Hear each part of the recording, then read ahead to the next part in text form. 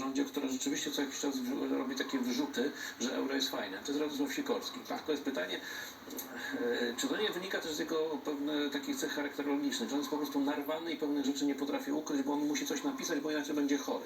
Bo według mnie reszta rządu, a powiedzmy ci, którzy są nie tak narwani jak Donald Tusk, powiedzmy Andrzej Domański, oni mają świadomość tego, że nawet w elektoracie liberalnym Euro nie jest popularne. Nie jest popularne. Co różnych mediach liberalnych, ostatnio czytałem bodajże na portalu Interia bardzo fajny wywiad o sytuacji na Słowacji, o równaniu się z Polską, właściwie jak poleciała w dół.